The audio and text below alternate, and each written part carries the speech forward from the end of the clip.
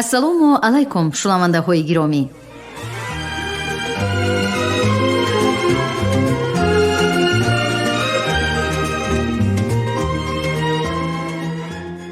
гуфторамонро аз силсилаи хониши адабӣ аз рӯи асари асосгузори сулҳу ваҳдати миллӣ, пешвои миллат, президенти ҷумҳурии тоҷикистон муҳтарам эмомалираҳмон уфуқҳои истиқлол оғоз менамоем. ровӣ ализода абдурашид хоҷамқул. гуфтори дуюм.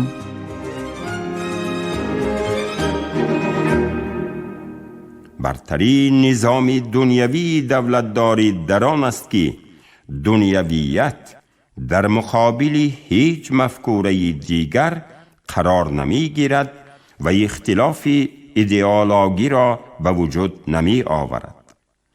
به طور دیگر دنیویت یک شرایط بوده، از یک طرف برابری و فعالیت برابر و یکسان مفکوره های گوناگون را در نزد قانون کفالت می دهد، از جانب دیگر امکان نمی دهد که یک مفکوره خود را ایدئولوژی دولتی اعلان کرده پیروان مفکوره های دیگر را زیر فشار قرار دهد.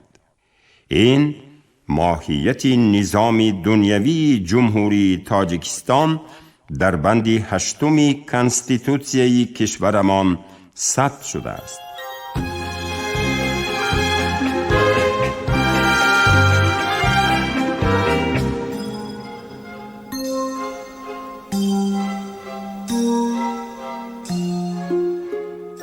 سیوم، بعضی نیروهای سیاسی تلاش نمودند که ساخت دنیوی دولتداری را همچون دولتی دین ستیز معنی داد کرده، به این واسطه مردم مسلمان تاجیکستان را به مقابل دولت قرار دهند که آن موقعی صرف سیاسی آنها بود. خصوصاً طی فعالیت کمیسیون آشتی ملی، مسئله از کنستیتوسیای جمهوری تاجیکستان برداشتن مفهوم دنیوی یکی از مهمترین و طولانی ترین بحث های جانب ها بود. حدود 30 جلسه کاری این نهاد تنها در اطراف همین مسئله دایر شد. ولی ما اصرار داشتیم که انتخاب تاریخی مردم تاجیکستان باید در کنستیتوسیای کشور باقی ماند، زیرا ساخت دولتداری دنیوی هرگز ماهیت ضد دینی نداشته، برعکس جهت رشد آزادانه دین و تطبیق درست اصل آزادی وجدان برای همه شهروندان شرایط مساعد فراهم می آورد. 4. در بعضی دایره های جامعه بحث های ایدئولوژی و داخلی دینی تا حال ادامه می یابند. البته مناظره های علمی عقیدتی یک پدیده دائمی و تا جای مثبت است، ولی وقتی فرهنگی چنین بحث ها رعایت نشده، آن به محیط مردم عادی کشیده می شود و یا جانب ها به مقابل همدیگر از واسطه های اخبار عامه استفاده می نمایند، آن از دایره بحث سالم علمی و عقیدتی بیرون رفته ماهیت خرابی آور می گیرد. وابسته به این تأکید می کنیم که باید همه ما در بابت حفظ ثبات و آرامش جامعه و وحدت و همدیگر فهمی مردم مسئول و جوابگر باشیم. ما باید نیروهای ذهنی و معنوی خود را محض برای تأمین بهروزی شهروندان و تربیه انسان کامل روانه نماییم. این است رسالت معنوی ما در نزد ملت و در نزد وطن.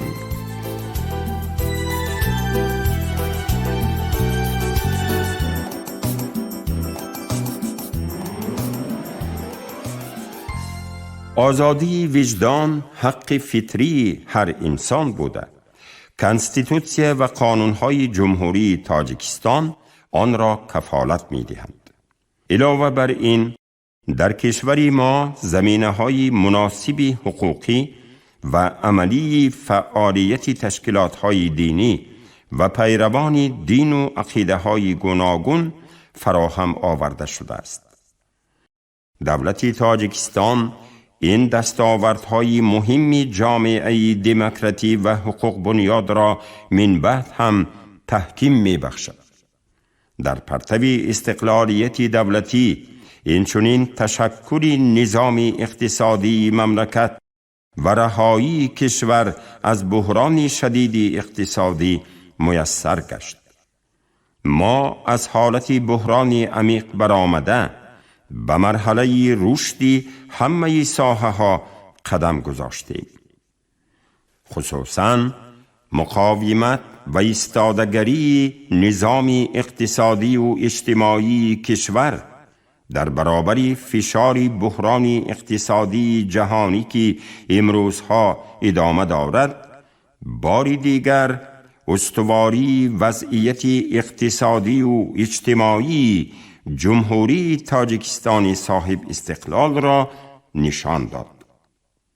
علاوه بر این، استقلالیت دولتی به ما امکان داد که کشور و مردم خود را به طور شایسته به جهانیان معرفی نماییم و جایگاه مستقل و سزاوار جمهوری تاجیکستان را در عرصه بین المللی تأمین سازیم.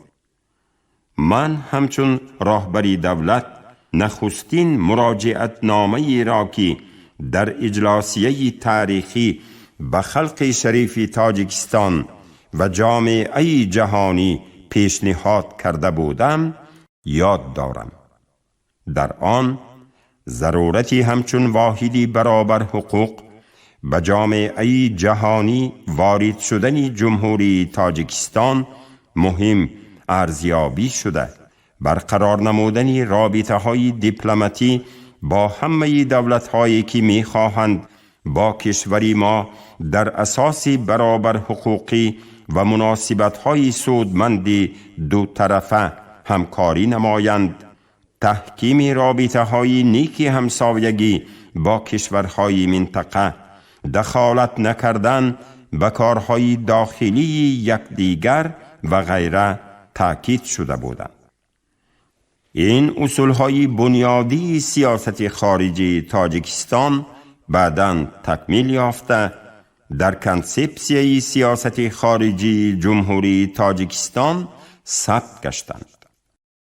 به خاطر منفعت‌های ملی کشورمان، ما به طور آگاهانه سیاست درهای گشاده را انتخاب نمودیم که در تمام این دوره همچون یک مکتب سیاسی واقع بینانه و صلح‌آمیز عمل کرده، نتیجه های ضروری داد و موقع جمهوری تاجیکستان را در سطح جهانی مقرر نمود.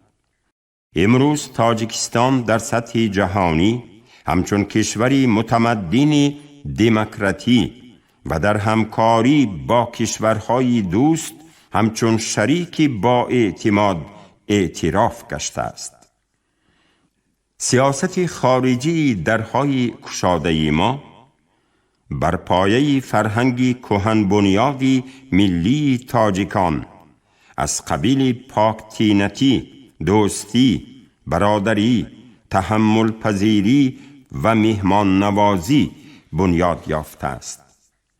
اگر همه تلاش و زحمت‌ها و دستاوردهای این مرحله تام تاریخی را به طور واقع بینانه جمع بست نماییم، امروز می توان گفت که راهبریت دولت تاجیکستان مسئولیت و رسالت تاریخی خود را در نزد وطن، ملت و تاریخ اجرا کرده، تاجیکستان عزیز ما را به یک دولت مستقل، استوار و رشد یافته تبدیل داده است. ما طول این 25 سال دوره حساس و مرکب ترین یعنی مرحله احیا، برقرارسازی و حفظ دولتداری ملی تاجیکان را با موفقیت پشت سر نمودیم که آن دستاورد اساسی و محوری 25 سال استقلالیت دولتی جمهوری تاجیکستان می باشد.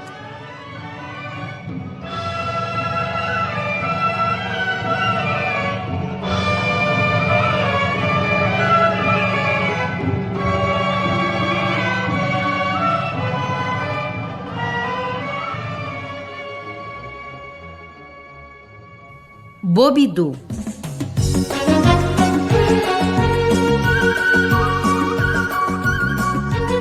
رشد اقتصادی تاجیکستان و دورنمای استراتژی آن. یکم، صاحب استقلالی زمینه اساسی تشکل و رشد اقتصادی ملی.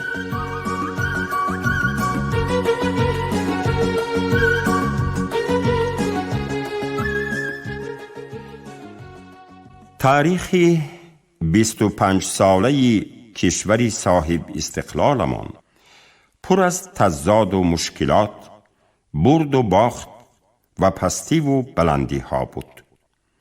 ما از سالهای اولی استقلالیت دولتی، اصلاحات همه ساحه‌های حیاتی مملکت و تشکل مناسبت‌های نوی اقتصادی را وظیفه اساسی اعلان نموده توانستیم که به شرافت دستگیری صمیمانه و کوشش و زحمت مردمی وطن دوست و قوی اراده امان رشد پیوسته و استواری اقتصادی مملکت را تأمین نماییم.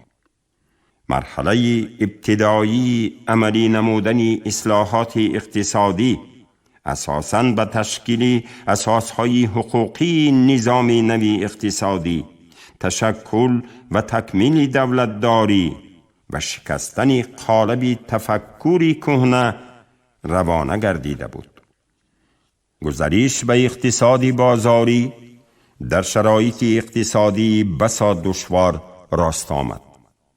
در نتیجه کنده شدن رابطه های اقتصادی با جمهوری های سابق اتحاد شوروی، فعالیت کارخانه های محلی کاهش یافته، سطح بلند بیکاری و تورم و پس شدن سطح زندگانی اهالی و افزودن کم بضاعتی تأثیر رسانیدند. در برابر این نااستواری وضع سیاسی و جنگ شهروندی برای گذرانیدن اصلاحات مانعی جدی گشته به فضای سرمایه گذاری کشور خلل می رساند. در برابر این جنگ شهروندی به اقتصادیات کشورمان خسارات عظیمی رسانید که عاقبت‌های ضرر بیش از 10 میلیارد دلار امریکایی ارزیابی می شود. آن از بودجه سال 1995 که قریب 95 میلیون دلار را تشکیل می کرد 105 مراتب زیاد بود. پسروی اقتصادیات و تیز و تند گردیدن وضعیت در تمام سالهای 1991 1996 بیشتر مشاهده شده. میان کشورهای پساشوروی یگان مملکت به چنین مشکلاتی سخت اقتصادی دچار نگردیده بود. در برابر این گذریش از اقتصادیات فرمانفرمایی و مأموری به اقتصادیات بازاری در این دوره موجب تا 67.4% کاهش یافتن مجموع محصولات داخلی جمهوری گردید که بیش از 40% آن محض نتیجه جنگ شهروندی می باشد. اگر سطح میانه کاهش سالانه مجموع محصولات داخلی در قلمرو اتحاد دولت‌های مستقل در همان دوره 9% را تشکیل می‌داد، در اقتصادیات جمهوری تاجیکستان تقریباً به 25% برابر بود. از همه بیشتر اقتصادیات واقعی به مشکلات دچار گردید. مخصوصاً دو ساحه پیشبری استحصالات، کشاورزی و صناعت که مردم را با نعمت‌های مادی تأمین می‌نمودند، تنزل یافتند. در این دوره استحصال مجموعی محصولات کشاورزی 52.8% کم شده، پس‌روی در استحصالات صناعتی 65.8% را تشکیل داد که باعث سطح ناکفایه استحصالات خودی و افزایش یافتن واردات در کشور گردید. در برابر این سطح بلندی به قرب شوی پول و پس شدن درآمدهای واقعی اهالی آورده رساند و به نابرابری میزان اقتصادی باز هم زیادتر مساعدت کرد. در نتیجه فضای سرمایه گذاری خللدار شده، قرضهای بیرونی و داخلی با سرعت افزایش یافتند. با سپارش ما، حکومت جمهوری تاجیکستان وضعیتی به عمل آمده را تحلیل کرده، برای گرفتن پیش راهی عاقبت‌های ناگوار اجتماعی و اقتصادی یک قطار تدبیر و چاره‌بینی‌ها را عملی کرد و راه اصلاحات را پیش گرفت. همین طور دولت صاحب استقلال ما به طور واضح و روشن اعلان نمود که رشد استوار اقتصاد ملی و بهتر کردن سطح زندگی خلق در زمینه تطبیق و رشد مکانیزم‌های اقتصادی بازاری تأمین خواهد شد.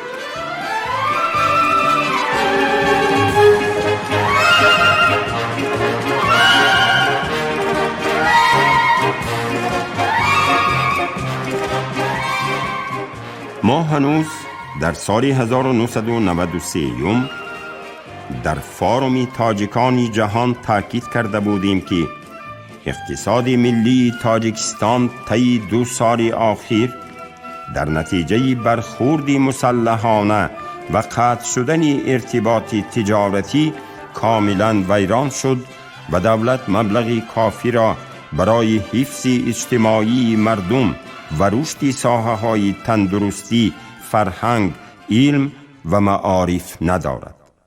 همان وقت ما به مباحثه‌های نظریوی و سیاسی خاتمه گذاشته به رشد آینده اقتصادی ملی افضلیت بیشتر دادیم.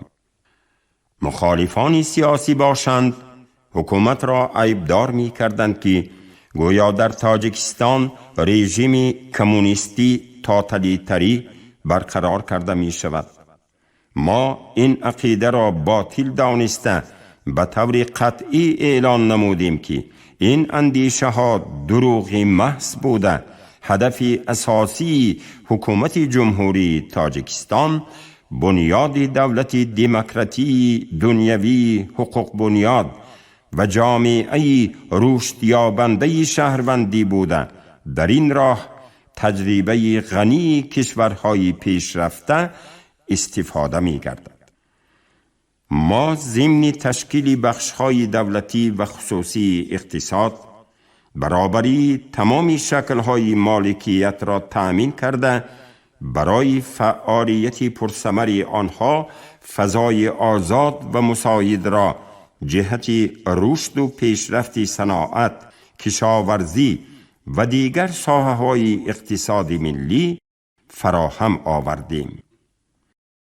در سطح بین المللی در سلسله سخنرانی‌ها از جمله در اجلاسیه 48 مجمع عمومی سازمان ملل متحد 20 دکبر سال 1993 ما افضلیت اساسی رشد آینده اقتصادیات کشور را مشخص نموده تأکید کرده بودیم که به فشارهای سخت سیاسی و اجتماعی و اقتصادی نگاه نکرده کوشش داریم تا محاصره اقتصادی تمام منطقه های جمهوری را برطرف نماییم و اقتصاد ملی خراب شده را دوره به دوره برقرار سازیم. در این سمت مقصد حکومت پیش از همه پیدا کردن راه‌های بنیادی اقتصادی بازاری در دایره فضای حقوق کانستیتوسیونالی محسوب می‌یافت و ما این مسئله را 12 دکبر سال 1992 آشکار کرده به مردم ضرورت برقرارسازی فعالیت تمام سوبیکت‌های اقتصادی و گسترش مناسبت‌های بازاری را شرح داده بودیم. با این مقصد سال 1994 فرمان خود را درباره گذرانیدن چاره‌بینی‌های اولین درجه دایر به تأمین اصلاحات اقتصادی و تیزانیدن سرعت گذریش به اقتصاد بازاری امضا گذاشتیم که در آن اجرای طلبات مهم اقتصاد بازاری، آزاد نمودن نرخ‌های داخلی، تجارت خارجی و تنظیم اسعار پیش بینی شده بودند. بعد از این برنامه کامپلکسی دگرگونسازی‌های اقتصادی برای سالهای 1995 2000 را تهیه و قبول نمودیم. این برنامه دولتی به آزاد کنی نرخ همه مال و محصولات و خدمت رسانی‌ها، تجارت خارجی، وسعت دادن اصلاحات واقعی ساحه کشاورزی، بخش مالیوی و بانکی، خصوصی گردانی مالکیت دولتی و تشکل زمینه‌های حقوقی اقتصادی بازاری مساعدت کرده برای پیشرفت کشور راهی وسیع گشاد. در برابر این تقسیم نمودن 75,000 گکتر زمین به مردم از جمله چاره‌بینی‌هایی بود که اهالی را از خطر گرسنگی رهایی بخشید. همه این کوشش‌ها امکان دادند که از سال 1997 سر کرده بالاروی اقتصادیات در کشورمان تأمین کرده شود. مخصوصاً برنامه دولتی امکان داد که روند خصوصی گردانی مالکیت وسعت یابد. تنها در سالهای 1999 2000 در ساحه صناعت 1949 کارخانه، در ساختمان 89 کارخانه، در بخش نقلیات و علاقه 46 کارخانه، در ساحه سودا 2056 کارخانه، در ساحه کشاورزی 512 کارخانه و در دیگر ساحه ها 1319 کارخانه خصوصی گردانیده شدند. همین طور اگر در سال 1991 مقدار کارخانه های خصوصی و غیر دولتی همگی 2400 عدد باشد، پس در نتیجه عملی شوی سیاست حکومت جمهوری تاجیکستان در مورد دستگیری صاحبکاری و سرمایه گذاری، شماره کارخانه های خصوصی و مشترک تا سال 2016 در مقیاس جمهوری 12 مراتب افزایش یافت. همین طور هدفهای اساسی ما عاید به اصلاحات اقتصادی مرحله به مرحله عملی گردیده برای پررد جاری گشتن مکانیزم های بازاری خواجگیداری زمینه های مناسب به وجود آمد. بعد به امضا رسیدن سازشنامه عمومی استقرار صلح و رضایت ملی در تاجیکستان 27 ایون سال 1997 ما امکان پیدا کردیم که توجه خود را هرچی بیشتر به اصلاحات اقتصادی روانه سازیم و اساسهای اقتصادی بازاری را متمرکز گردانیم. در نتیجه درجه افزایش سالانه مجموع محصولات داخلی 4.7% و حجم آن به هر نفر اهالی بیش از 9% زیاد گردید. برای نائل گردیدن به این مقصد در تکیه به برنامه‌ریزی رشد و برگزاری اصلاحات اقتصادی، تأمین استقلالیت انرژتیکی، امنیت آذوقه‌واری و رهایی از بنبست کمونیکاسیونی همچون هدفهای استراتژی سیاست دولت معین کرده شدند. این هدفها در برابر رشد و پیشرفت اقتصادیات به بهتر گردانیدن سطح و صفت زندگی مردم، تأمین شایسته حفظ اجتماعی طبقه های نیازمند اهالی نگرانیده شده بودند. پس از معتدل گشتن وضع ماکرو اقتصادی، ما یک چند استراتژی دولتی زمینه ساز را قبول نموده، اصلاحات جدی را در بخش‌های مهم مملکت به مانند نظام مالیوی و قرضی بانکی، ساحه‌های واقعی اقتصادیات، صاحبکاری، معارف، تندرستی، حفظ اجتماعی اهالی آغاز کردیم. اقدام مذکور بر رشد اقتصادیات بازاری مساعدت نموده، صفت کاملا نو کسب کرد. بعد به نظام در آمدن رشد اقتصادیات با مقصد بلند برداشتن سطح زندگانی اهالی و حل مشکلات اجتماعی، مسئله تهیه استراتژی پست کردن سطح کم بضاعتی در تاجیکستان پیش آمد. به این خاطر گروه کاری تأسیس داده این سند را سال 2000 قبول نمودیم. پست کردن سطح کم بضاعتی با نظر داشتی وضع واقعی اقتصادیات مملکت سمت افضلیتناک فعالیت حکومت جمهوری تاجیکستان اعلان گردید. در راه تطبیق هدفهای رشد 1000 ساله باشد. حکومت جمهوری تاجیکستان استراتژی ملی رشد برای تا سال 2015 را قبول کرد. استراتژی مذکور از جانب نهادهای مالیوی بین المللی دستگیری یافته، یکی از عاملهای رشد اقتصادی در کشور گردید. سپس باز دو استراتژی پست کردن سطح کم بضاعتی برای سالهای 2007 2009 و 2010-2012 تهیه و عملی شد. این سندهای حیاتاً مهم یک قطار مسئله های اجتماعی را در مملکت حل کرده، جهت بهبود بخشیدن به زندگی خلق مساعدت نموده.